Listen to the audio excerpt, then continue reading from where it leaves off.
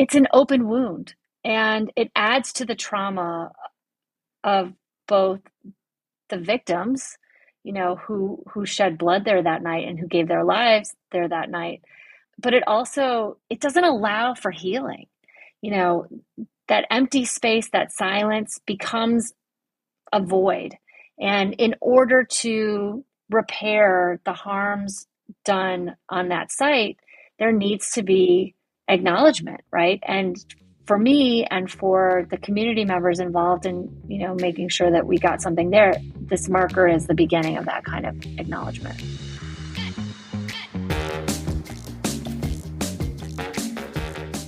So today's episode is a heavy one, and that was the voice of Dr. Danielle McGuire. And with her, we're talking about a new state historical marker to acknowledge the events and tragedy at the Algiers Motel. The story that unfolded during the 1967 uprising rocked Detroit and America, and for many, put front and center the truth about police brutality. If we're honest with ourselves, and it's obvious to me and many of my family and neighbors, we still very much wrestle with these issues. People deserve both safety and justice, and this marker, and whatever comes in the future to this spot on Woodward, hopefully works toward healing, understanding, and growing. Joining me in this discussion will be Norris Howard. His experience, I think, adds a dimension to this conversation. Let's get started after I thank our members on Patreon. Look, let's be honest. These kinds of episodes, most people don't want to advertise on, all right? So it's our monthly members on Patreon that make them possible. Local media requires local support. So join us, get swag, and get access to our member-only Discord, where you get chat access to our contributors and creative process. You can do that at dailydetroit.com/join. That's dailydetroit.com/join.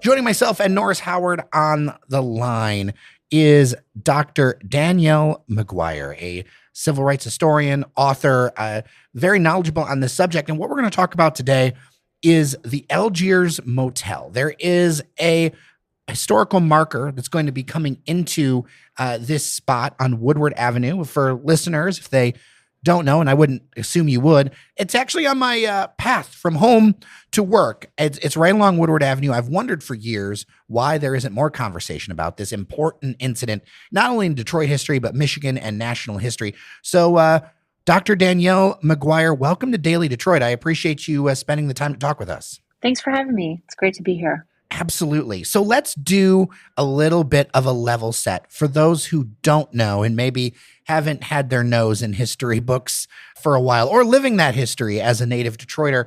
Let's talk about the Algiers Motel and the incident that happened in 1967. Sure. So on the third night of the 1967 uprising, the Detroit police, some National Guardsmen, and some Michigan State police officers raided the Algiers Motel. It was a Black-owned motel in Midtown Detroit. And they went in on the pretense of having heard someone shooting nearby. Now, as most people know, during that time, there was a lot of gunshots heard, and a lot of them came from the National Guard.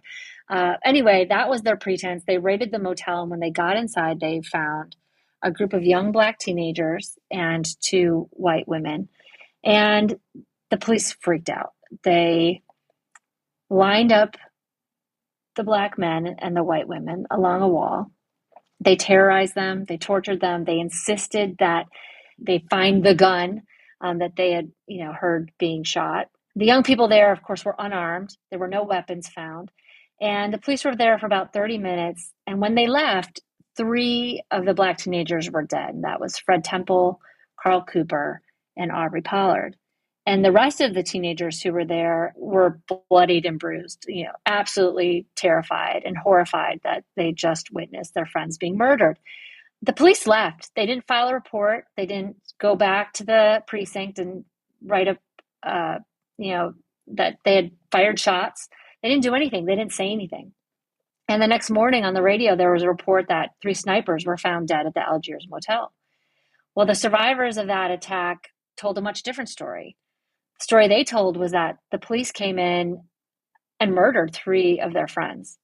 They told that story to John Conyers. They told that story to the Detroit Free Press reporters Kurt Lubke and Barbara Stanton. They told that story to just about anybody who would listen. And eventually, because the story got out, the Free Press did an investigation. They wrote some articles, forced the police to launch their own investigation. And eventually, what they found out was that there were 3 Detroit police officers who were involved in the shooting deaths there. And that was David Sennick and Ronald August and Robert Pale. We're talking about this and bringing this up because the city has decided to put a new historical marker and placard at the site of the hotel, which if you're unfamiliar of where this hotel or the motel used to be, it's actually right there on Woodward. There's a Citgo next to it. And then there's Virginia Park, and the hotel was in that general area just a little bit north of the boulevard. I really appreciate this being brought up because as a native Detroiter and somebody whose parents were not just alive, but have very vivid memories of 1967.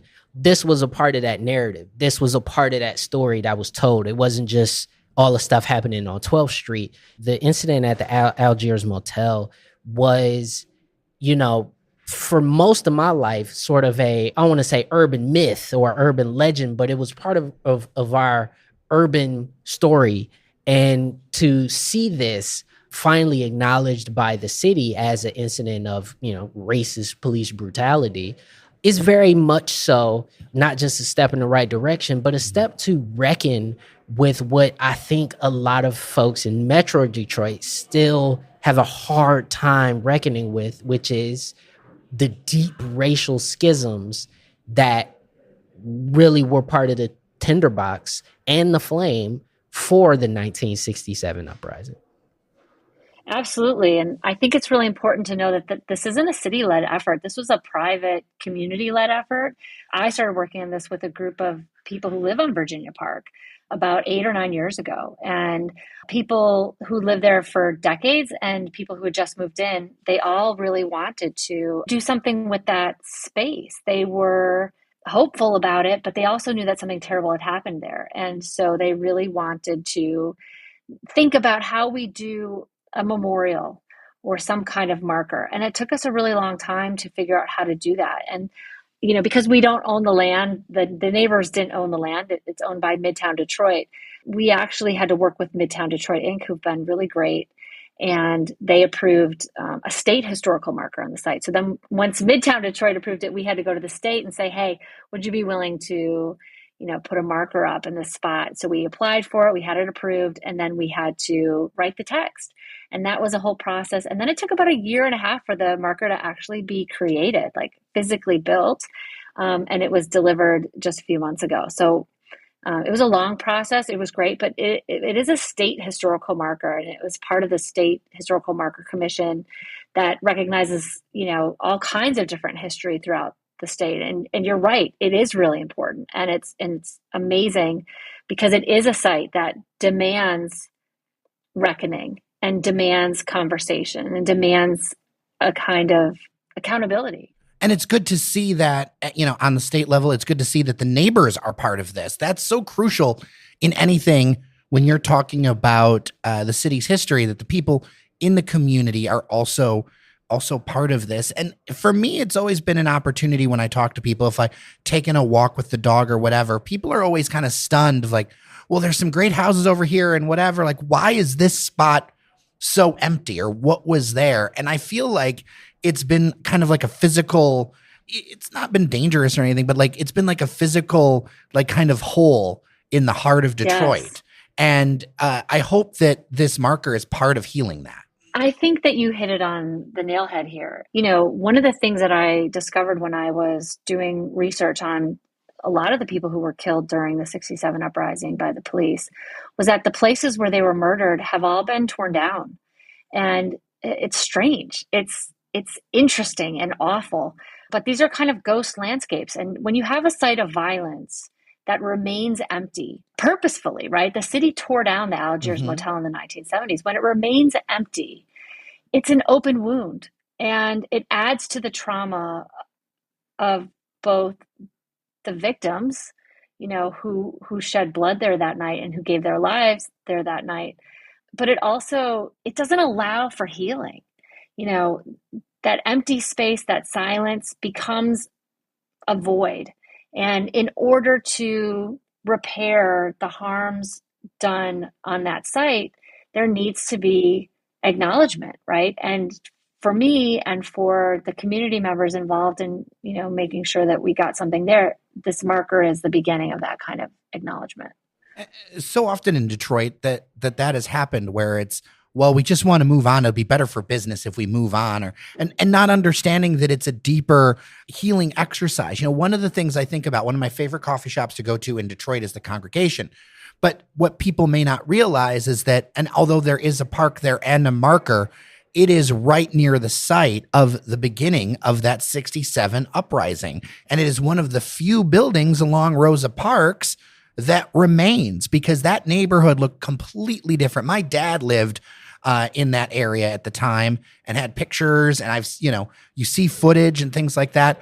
You go down Rosa Parks, which is also or was 12th Street, and it is completely different. It is, there's strip malls, or there's still vacant land where I know there used to be shops and things like that. And when you just strip it and not acknowledge it, I feel like, and maybe this is a little hippy dippy of me, but I don't feel like the community can psychically heal from that. Like when you spend a generation of a space being empty, that disconnects people. I think you're absolutely right. I don't think it's hippy dippy at all. I think it's part of a trauma process.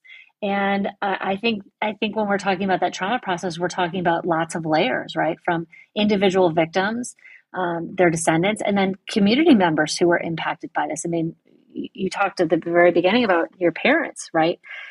Like living through this, and they remember those stories. And one of the ways we heal from trauma is by testimony, by testifying about it, right? By talking about it. When we leave these spaces empty, it's a kind of silence. And that silence festers, just like an open wound. And so I think that when we fill that space with something meaningful, in this case, the marker to me is a memorial for the 3 young men who were killed there, but also for the survivors who were terrorized there, but still live in Detroit, or some of them live outside of the city. But when we put something there that is meaningful, we can rewrite the narrative of that space from a void, a denial, to a space where there's a story. And that story has a human connection. And those human connections are part of the community. And then we can move on. I love that so much. And I was born in the late 80s. And so, the vast majority of my life, as you said, a lot of those spaces were empty and remain empty in many parts of the city. And not just talking about the Algiers, but just many places across the city that suffered through the 80s and 90s, and then suffered again in '08 from the bankruptcy in the city. And those scars are scars that we all carry with us, and we talk about it. There are entire schoolhouses that I went to that are vacant now, and that is trauma to a certain extent. Yeah. And, it's a feeling that a part of my history, a part of my childhood is stripped from me because I can't go and revisit that. And I think that's lost upon a lot of people who don't have that same experience. And so when we're talking about a place like the Algiers Motel, and we're talking about 12th Street and the shops that all existed on 12th Street and all of that stuff, it does mark a huge pain point and a huge source of trauma for many, specifically Black Detroiters. And I think, the more we can, begin to talk about this, I mean, it was just only a few years ago that a historical marker was placed for Black Bottom in Paradise Valley. Like, how is that possible? Right. You know what I'm saying? Yeah. So, when we talk about trauma, and we talk about specifically the collective trauma of a people, which I hate to always equate, the Black experience with trauma, because it's not always that way. Right. But when we talk about that, I'm just happy to see that, somebody understands that, and that somebody sees not just the historical markers as a way to, acknowledge events, but as a way to start the process of healing from some of those atrocities and from those wrongs. Absolutely. And I think what you said is really important. This is The marker, it's just a historical marker. It can only do so much. It's only two-sided. It can only tell a fraction of the story, but it can be a beginning. It can make that ground more sacred and can bring people together to have conversations, to fill in the gaps that a marker can't do by itself, right?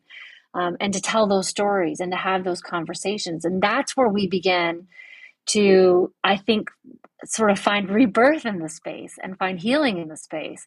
And I think that's happened in lots of other places around the world, and certainly in Detroit. And that's really what my hope is for this year. Yeah, I mean, when people talk about the term of Detroit being a blank canvas, this is part of the reason why I bristle against it. Because you may see a piece of empty land, but, like it maybe wasn't farmland for whatever. It's like there are stories, there are families, there are albums.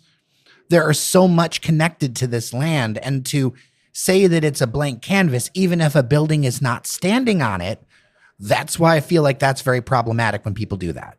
Absolutely. You just don't know what happened there, what was lost when a building was taken down or a site was razed. In this case, they took the Algiers Motel down because it was an eyesore, probably. It reminded people of a really hard time, a really hard history. And for officials, and certainly for some people in the Detroit Police Department, it reminded them of a story they'd rather forget, right? But it's the forgetting that is traumatic, and it's the forgetting that allows police brutality to continue. And that's so important in the context of today, because there are issues, in America, across the nation, around police brutality and around, this balance that we need to strike. Because like you and I have talked about it, Norris, where it's important to have both security and justice. Yes. And that's a hard line to walk. And that's something that's very also difficult to talk in a political context, because what shares on social media is either or. And in reality, when you live in Detroit, when you have the lived experience of Detroit, it has to be both. Yeah, absolutely. And, just putting it in context of this story and in this incident that happened, it reminds me of incidents that could have gone the wrong way for me, could have gone the wrong way for my friends, could have gone the wrong way for my family members.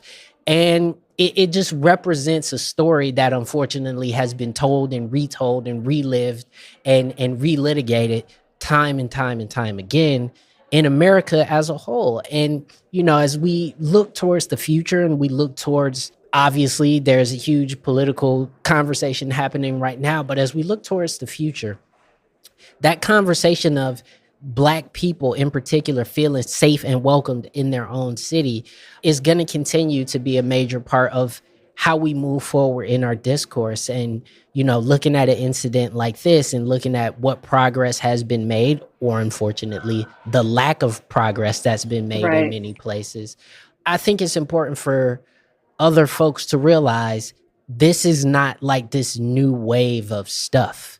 This is not some new thing that all of a sudden started with Trayvon Martin or Tamir Rice or Mike Brown or whomever. Like it's not new, right? Like we've been talking about this same stuff since, I don't know, slave catchers. So like, let's just continue to sort of have the open and honest dialogue and acknowledge those issues. And then maybe we can have a more substantive solution as we move forward. I agree 100%. And I think it's the lack of accountability. It's the impunity for police violence that enables it to continue.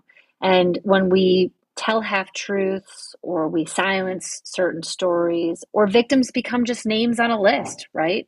It allows for that impunity. And I think that's part of the reason why we still have such a big problem with police violence, is that there's never really been both a reckoning or kind of truth and reconciliation or actual accountability in lots of cases. Certainly in this one as well. Dr. Danielle McGuire, I really appreciate your time on Daily Detroit and, talking about this with us and, being willing to help unpack some of this beyond just like the historical facts, but into what it kind of means for the community. It was really my pleasure to speak with both of you. Thank you for having me.